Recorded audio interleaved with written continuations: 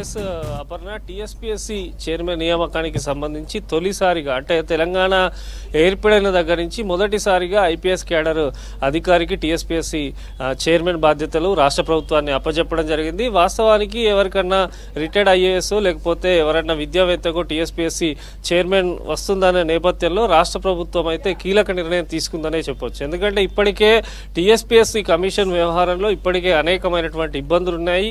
పేపర్లకు సంబంధించి గ్రూప్ 1 కానీ గ్రూప్ 2 కానీ గ్రూప్ 3 కానీ ఇట్లాంటి పేపర్లు ఏవి కూడా సరిగ్గా పూర్తి చేయలేదు. ఈ తరుణంలో నిరుద్యోగులు కూడా టీఎస్పీఎస్సీ వ్యవహారం పైన తీవ్ర ఆగ్రహంగా ఉన్నారు.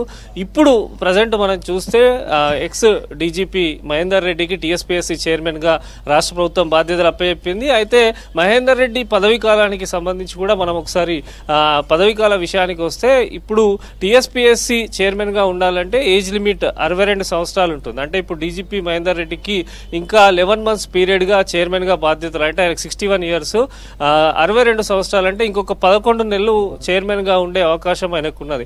అది దృష్టిలో ఉంచుకునే రాష్ట్ర ప్రభుత్వం, ఎందుకంటే ఇప్పుడు వరుసగా నోటిఫికేషన్ టైం కనుక ఒక ఐపీఎస్ క్యాడర్ అధికారికి టీఎస్పీఎస్సీని అప్పచెప్తే అందులో ఉండేటువంటి లోపాలు కానీ అక్కడ ఉన్నటువంటి సిబ్బంది పర్యవేక్షణ కానీ ఎగ్జామ్స్ నిర్వహణ కానీ ఇవన్నీ పకడ్బందీగా జరుగుతుందని చెప్పి రాష్ట్ర ప్రభుత్వం భావించింది. ఎందుకంటే టీఎస్పీఎస్సీ పోర్టల్ ఒకసారి మనం చూసుకున్నట్టయితే 25 లక్షల పైన నిరుద్యోగులు వన్ టైం అంటే ఓటీఆర్ రిజిస్ట్రేషన్ చేసుకున్నారు కమిషన్ కు సంబంధించి. ఏ ఒక్క నోటిఫికేషన్ కూడా సరిగ్గా పూర్తి కాలేదు. అటు కోర్టు కేసులు పెండింగ్ లో ఉన్నాయి.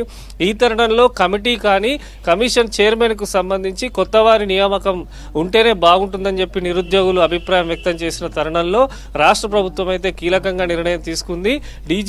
ఎక్స్ డీజీపీ మహేందర్ రెడ్డికి టీఎస్పీఎస్సీ చైర్మన్ గా బాధ్యతలు అప్పగించడం అనేది చాలా వరకు నిరుద్యోగులు అయితే కొంతవరకు హర్షం వ్యక్తం చేస్తున్నారు. ఇప్పటికైనా కమిషన్ కు సంబంధించి, ఎందుకంటే దీంతో పాటు కమిషన్ సభ్యులను కూడా ఎన్నుకోవాల్సి ఉంటుంది. అయితే రాష్ట్ర ప్రభుత్వం దానికి సంబంధించి కూడా ఇప్పుడు ఆ విషయం పైన కూడా చర్చిస్తున్నట్టు తెలుస్తుంది. అయితే టీఎస్పీఎస్సీ అనేది అటానమస్ బాడీ. రాష్ట్ర ప్రభుత్వం కొన్ని పేర్లను పరిశీలించి గవర్నర్కి ఇస్తారు. గవర్నర్ ఆమోదం తెలిపిన తర్వాత మళ్ళీ సుప్రీంకోర్టు ఆ రూల్స్ కు సంబంధించి కూడా టీఎస్పీఎస్సీ కొత్త బాడీ కొత్త కమిషన్ ఎన్నికైతుంది. అయితే ప్రస్తుతం ఉన్న పరిస్థితులలో మొత్తం 11 మంది ఉండాలి చైర్మన్ తో సహా. సో ఇప్పుడు ఒకరిని నియమించుకున్నారు. ఇంకా 10 మంది సభ్యులు కూడా టీఎస్పీఎస్సీకి అవసరం ఉంటుంది. లేదంటే గిట్ట గతంలో ఉన్నట్టు 5 సభ్యులను ఒక చైర్మన్ తోని కంటిన్యూ చేసే అవకాశం కూడా ఉంది. అయితే ఎప్పుడు లేని విధంగా రాష్ట్ర ప్రభుత్వం తొలిసారిగా ఒక నోటిఫికేషన్ ఇష్యూ చేసింది. టీఎస్పీఎస్సీ చైర్మన్ కానీ ఇతర కమిషన్ సభ్యుల పైన ఆసక్తి ఉన్నవారు దరఖాస్తు చేసుకోవచ్చు అని చెప్పడంతో చాలా వరకు అప్లికేషన్స్ వచ్చాయి. చాలా మంది విద్యావేత్తలు అప్లై చేసుకున్నారు.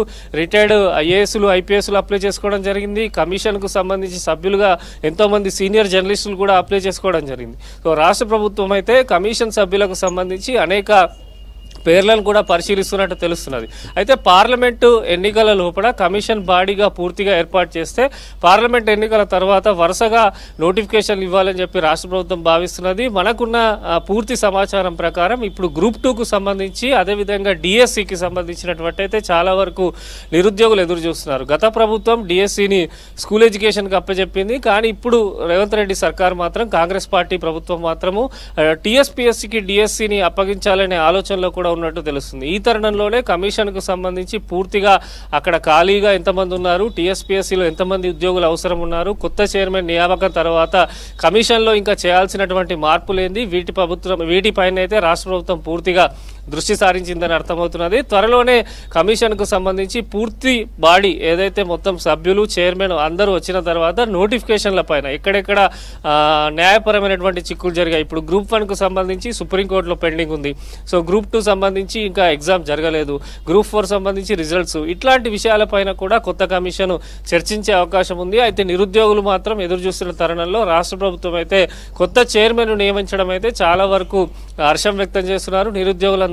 దీనికి అనుగుణంగానే త్వరగా ఏవైతే పెండింగ్ లో ఉన్నాయో రాష్ట్ర ప్రభుత్వం ఇస్తా అనుకున్న జాబ్ క్యాలెండర్ ప్రకారము టీఎస్పీఎస్సీ నోటిఫికేషన్ ఇవ్వాలని కోరుతున్నారు. అయితే మనం ఒకసారి టీఎస్పీఎస్సీ జరిగిన పరిణామాలు చూస్తే రాష్ట్ర ప్రభుత్వం నేరుగా UPSC chairman CM Revanth Reddy కలిశారు. దీంతో పాటు కేరళకు సంబంధించినటువంటి కమిషన్ని రాష్ట్ర ప్రభుత్వం పరిశీలించింది. అంటే రెండిటి సంబంధించినటువంటి వివరాలన్నీ తీసుకొని కొత్తగా రాష్ట్రంలో టీఎస్పీఎస్సీ కమిషన్ అయితే రాష్ట్ర ప్రభుత్వం ఏర్పాటు చేస్తున్నట్టు అర్థమవుతుంది. అంటే యూపీఎస్సీ మెయిన్గా వారు ప్రతి సంవత్సరం జాబ్ క్యాలెండర్ ఇస్తారు. కేరళ కమిషన్ కూడా అందులో పనిచేస్తున్నటువంటి ఎంప్లాయీ రిటైర్డ్ అయ్యే తరుణంలో కొత్త ఎంప్లాయీని రిక్రూట్ చేస్తారు.